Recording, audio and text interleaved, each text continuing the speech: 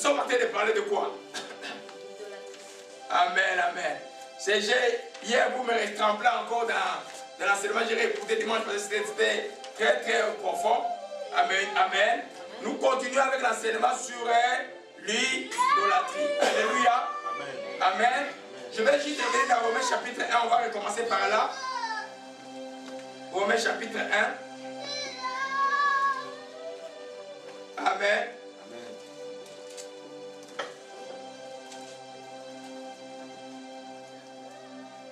Alléluia. Amen.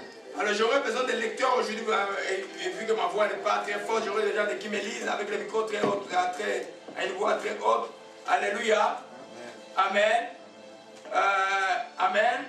On va lire Romains chapitre 1 à partir du verset... à partir du verset 20, disons du 20 à 24. Alléluia. Amen. Alléluia, frère Hugues, allez-y. Je lis au nom de l'Éternel.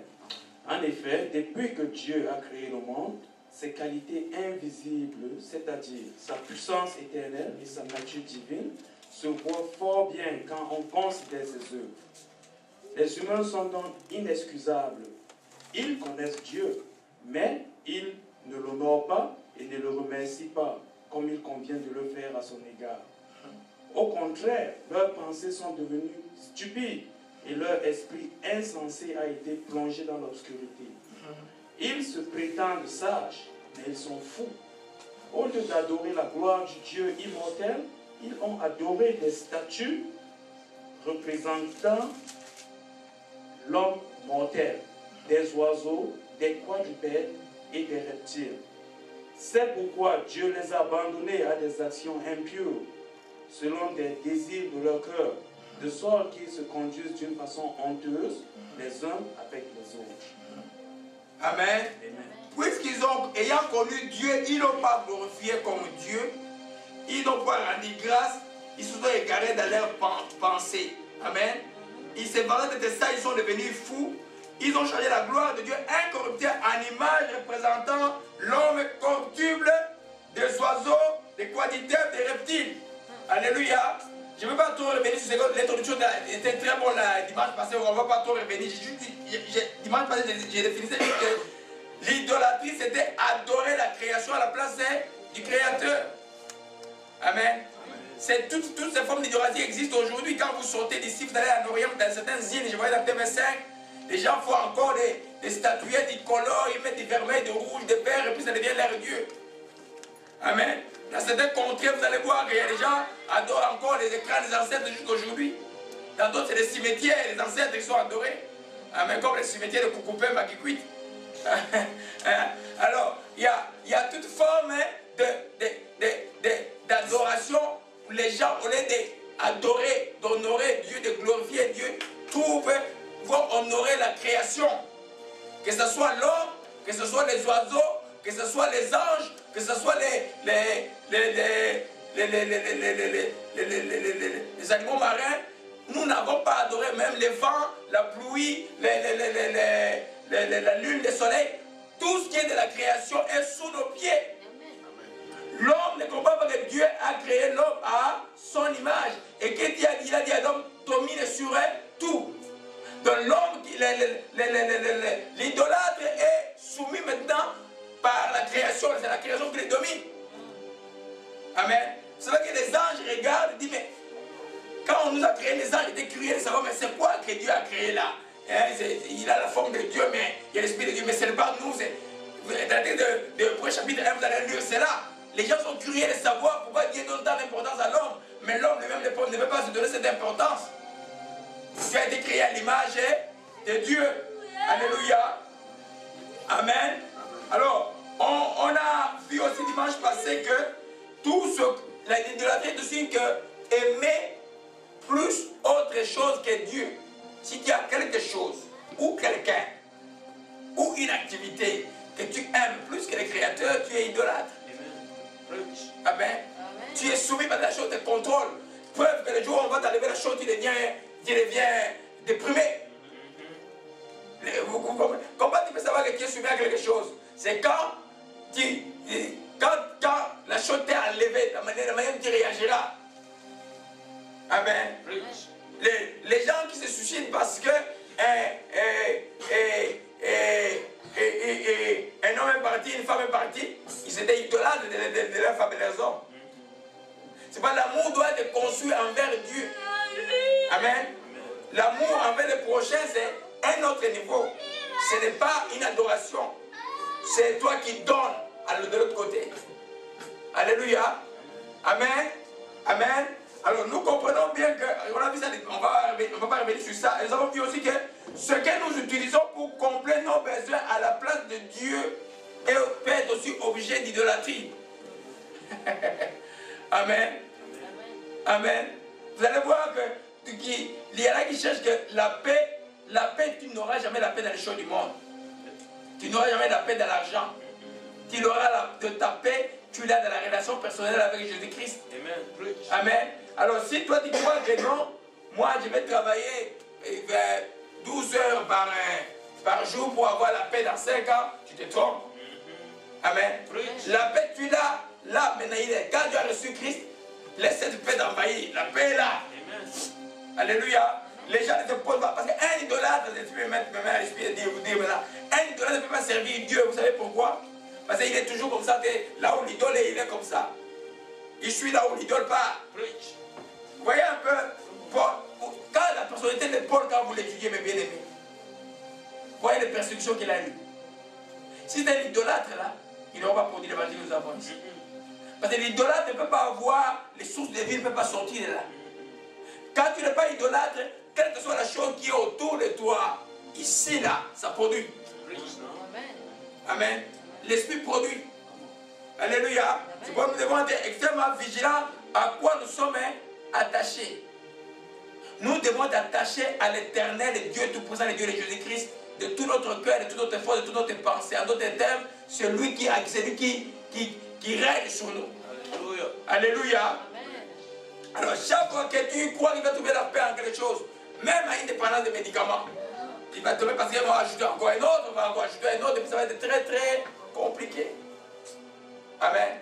Il faut compter sur Dieu en toutes choses. Car ceux qui se confient en lui ne seront jamais confus. Amen. Alléluia. Amen. Tu sais, des fois vous arrivez dans les tests, comme j'ai les tests de Michel la semaine là. Si il y a des fois tu arrives dans la chrétienté à un point où tu demeures chrétien ou tu n'es plus chrétien. Tu arrives à un point là où c'est vraiment, comme on dit en anglais, defining moment, c'est ça. Le moment où tu dois te définir où je reste chrétien, alors je suis avec tous les attributs des chrétiens, où j'abandonne, alors je fais ma voix. Je suis mon idole. Alléluia. Amen. C'est temps arrivera toujours un moment dans la vie de chacun d'entre nous. On doit être vigilant à construire la foi. Parce que la foi ne peut pas venir à une seule journée. La foi vient au fur et à mesure que tu lis, tu médites la parole, et tu passes des épreuves, tu réponds à cela, il se construit, se construit. Tu ne peux pas l'avoir d'une journée. Alléluia. Amen. Amen. Et on a vu aussi que l'idolâtrie, amen, c'est un péché en fait qui profane les temples que nous sommes. Alléluia. Amen. Alors je disais, quand je parle des statues, quand je parle de choses qu'on va voir tout à l'heure, c'est facile, les chrétiens ne vont pas là-bas.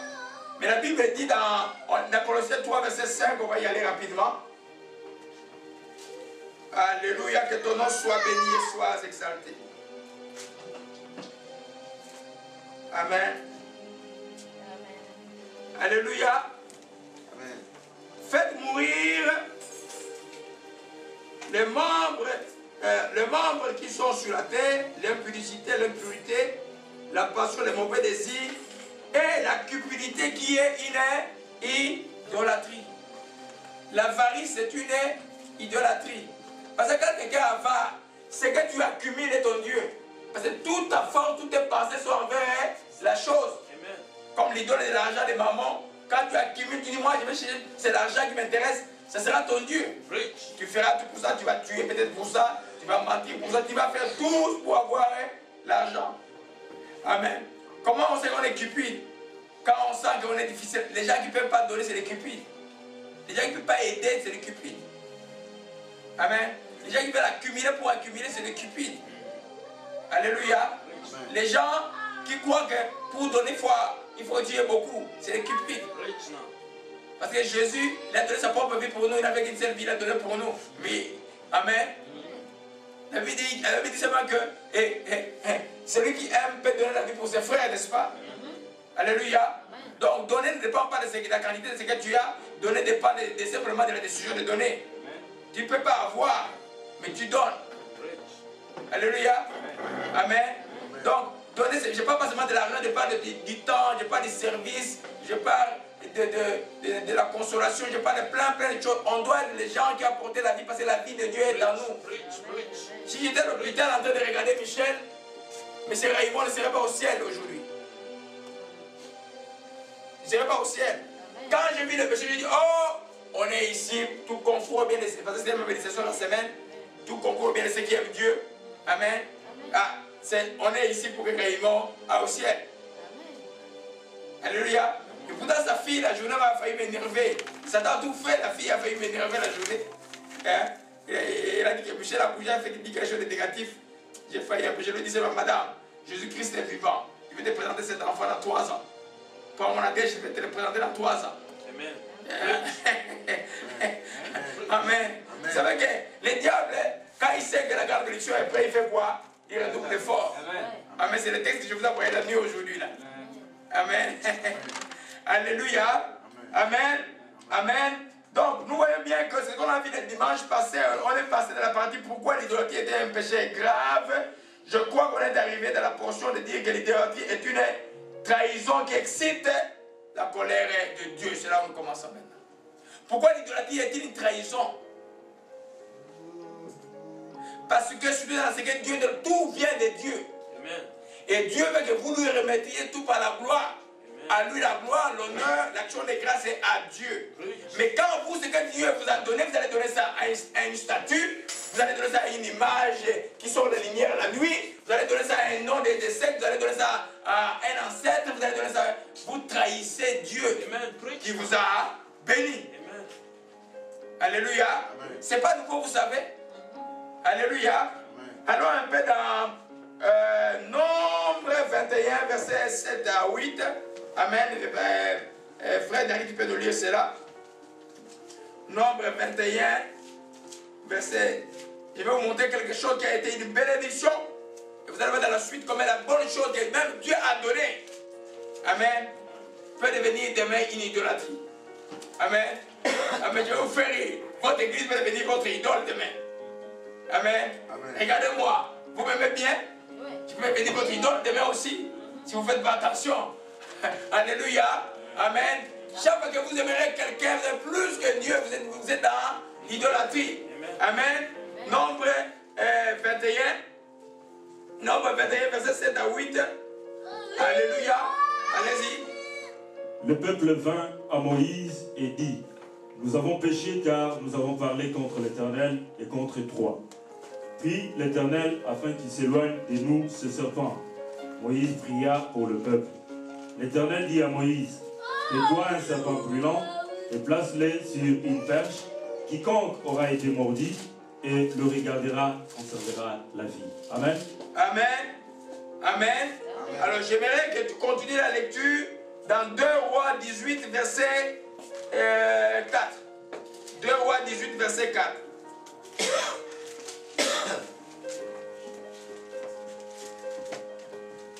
Amen. Amen. 2 Rois